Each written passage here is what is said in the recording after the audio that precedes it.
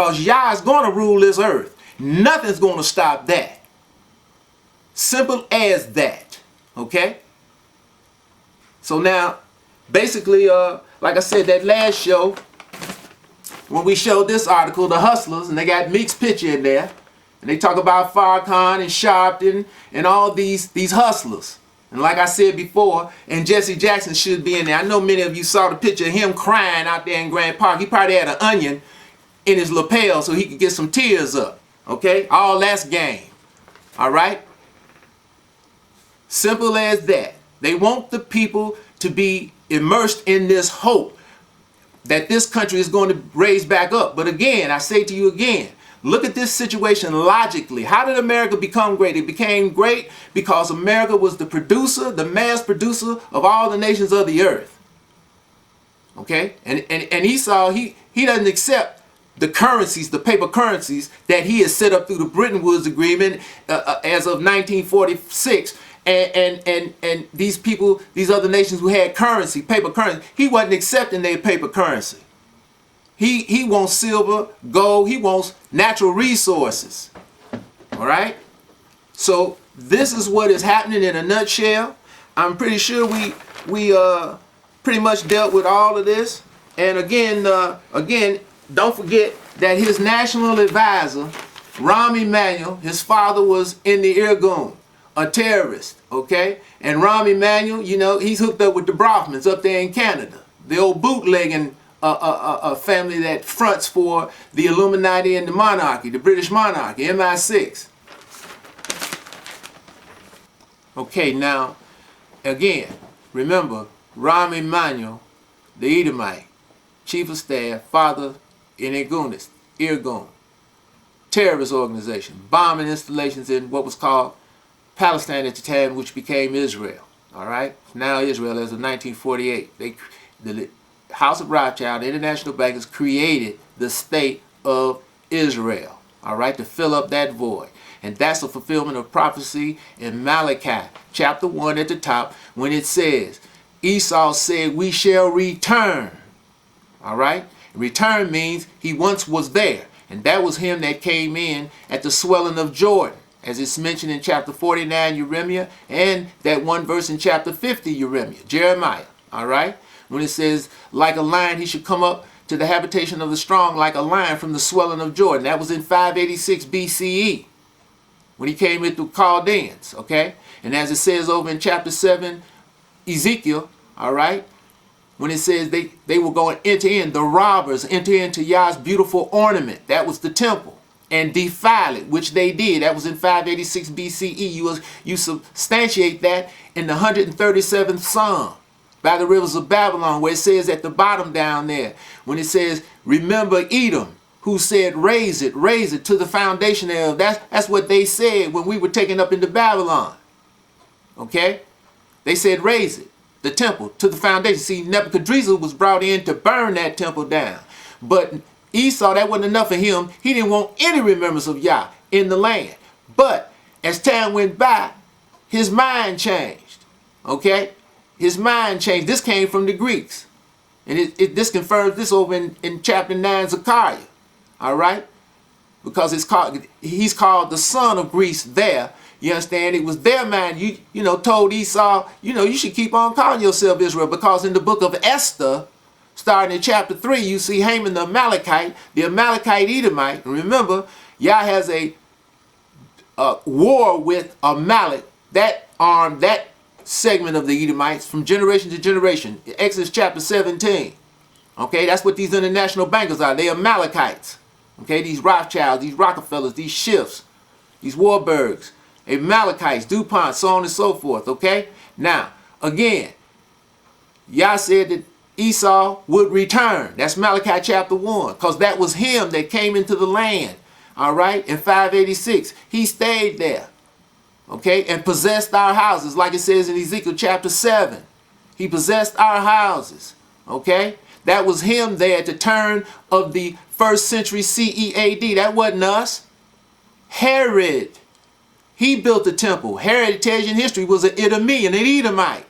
That wasn't us in the land. We ain't talked about anymore. The children of Israel are not talked about anymore after 161 BCE as being called Israel, or as this aberrated term Jews. Anytime you see anything mention Israel and or Jews after 161 BCE in history, is talking about the sins of Esau. So that automatically makes that if this person had lived, which is a total myth, this so-called idol Christianity, he would have been an Edomite. Now, again, the prophecy on Esau now in the land. You go to that one chapter, Obadiah.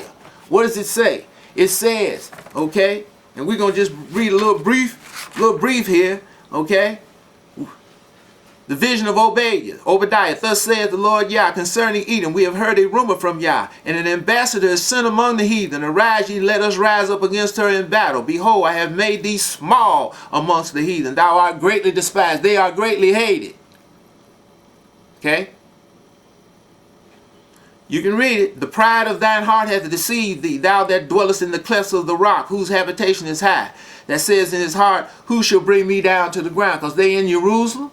Okay, that's their space station flying around right outside the atmosphere.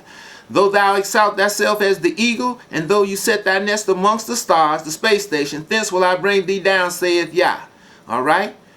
Okay, if thieves came to thee, if robbers by night, how art thou cut off? Would they not have stolen till they had enough? If grape gatherers came to thee, would they not leave thee some grapes? How are the things of Esau searched out? How are his hidden things sought out?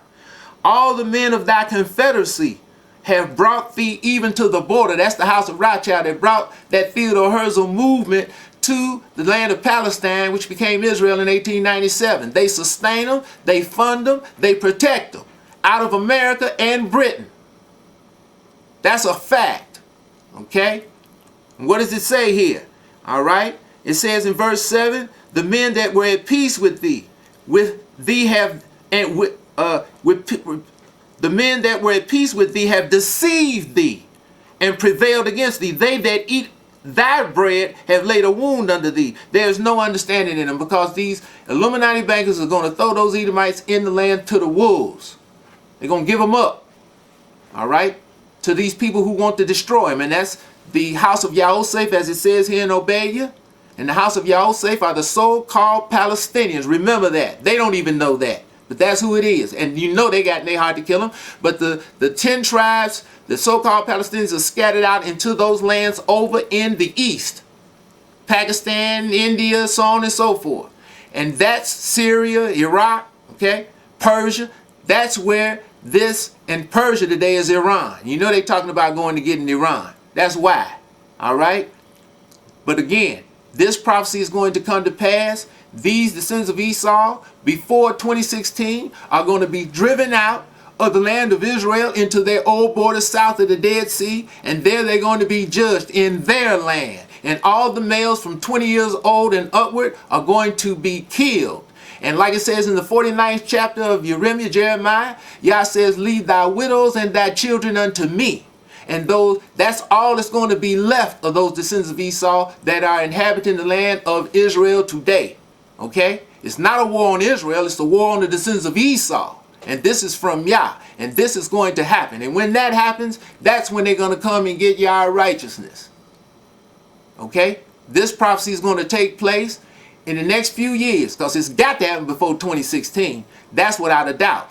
And just a little before we close out here, like I said in the previous show back in June that aired, I said that I figured it was going to be Clinton, Obama, because I figured they would get more time. When they made it like that, they'd have us on a cliff, you know, have us hanging, expecting Obama to be the next president. But like Yah said, what I didn't factor in is what Yah said in chapter 60, Isaiah, at the end. He's going to hasten it in the time of his arm, his servant, and he's bringing it on.